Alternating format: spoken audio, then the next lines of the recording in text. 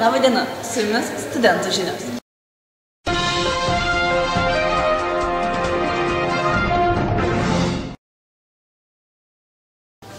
Jau vyko pirmasis šprotmušio etapas, tai kviečiu prisiminti šio renginio akimirkas.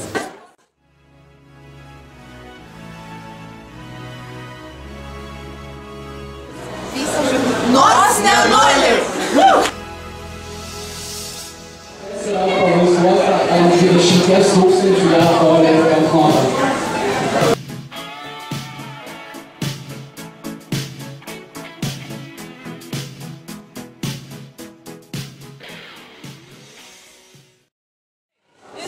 Kaip jūs ruošiatės šitam žaidimui?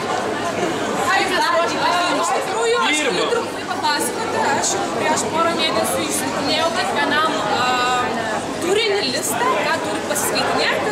Tai fizikiniai dalykai, biologiniai, medicinos, dailė ir teatras, o aš visos kitos. Ir kaip jūs vertinate savo pasirodymą? Čia jūs padarėte visą, ką galėt geriausiai. Ir kaip vertinate kitas komandas? Prašom pasidalinti įspūdžiais. Teigiamai.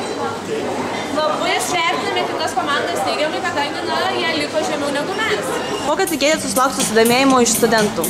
Tikėjomės sulaukti didelio susidomėjimo, bet sulaukėm dar didesnio. Šiuo metu yra užsiregistravę 17 komandų, tai manau, tai yra gan didelis skaičius.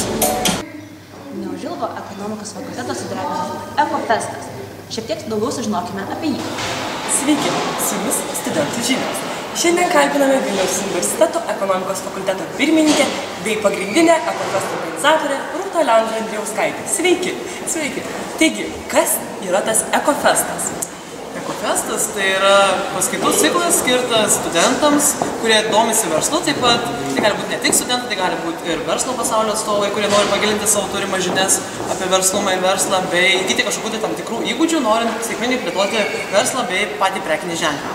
Kaip kilo pati idėja organizuoti tokio pobūdžio renginį? Na, iš tikrųjų, šita idėja kilo visai neseniai, tai yra šių metų vasarį, kada mes diskutavome, kas būtent vietoj tradicinių paskaitų galėtų sudominti mūsų studentus. Nusprendėme tai, kad tiesiog nėra taip įdomu, kad ateini į savo, tarkim, mikroekonomikos ar kokią nors kitą paskaitą ir tau veda kažkoks skaitinis lektorius paskaitą, bet tiesiog ateiti į šitą gražų pastatą, jam kitsą ir pabandyti kažko naujo išgirsti. Tai būtent taip ir kilo mums idėja iš pradžių.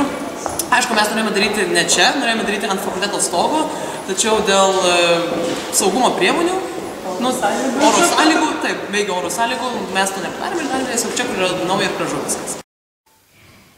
Ar jau aiški šių metų Ekofest programa, dėstytojai, lektoriai, kurie dalyvaus šiame renginyje?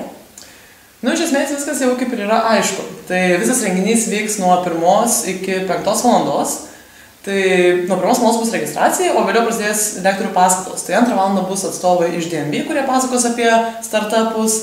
3 valandą bus mūsų fakulteto alumniai. Pavyzdžiui, Sigitas Žudotas iš Swedbanko arba Vytas Rimkus iš UAB Spila.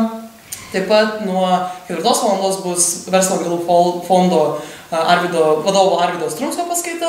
Na, o paskutinį lektorių iš tikrųjų mes vis dar slepiame, kadangi tikimės, kad jis ir bus tas, kuris pritrauks daugiausia žmonių ir žiūrovų. Taigi ir paskutinis rūpimas klausimas, kur ir kada vyks? Labai geras klausimas iš tikrųjų. Esminis. Tai visas renginys vyks lapkričio 28 dieną ketvirtadienį, kaip ir minėjau, nuo 1 valandos ir kur vyks pačiam gražiausiam mūsų Ankitse. Ačiū mūsų pašnekoviai ir lauksime jūsų Ekofeste. Ačiū už suteiktą informaciją pagrindinė Ekofesto organizatoriai. Na, ar ką nors jau girdėjote apie organizuojamas Merkurijaus dienas? Ei, studentė, ar žinai, kad dar nevėlu prisidėti prie pačio svarbiausio ir didžiausio renginio mūsų fakultete Merkurijaus dienų? Prisijung prie komandos renginio atidarymo metu įžiebk EF bendrabučio languose. Taip pat pasikviesk pačią prezidentę ar kitus tau įdomius lektorius į fakultetą. Surenk nepamirštamas ir pramogų kupinas dienas fakultete, juk naujų idėjų niekada nebūna per daug. Laukiame tavęs Merkurijaus susitikimuose.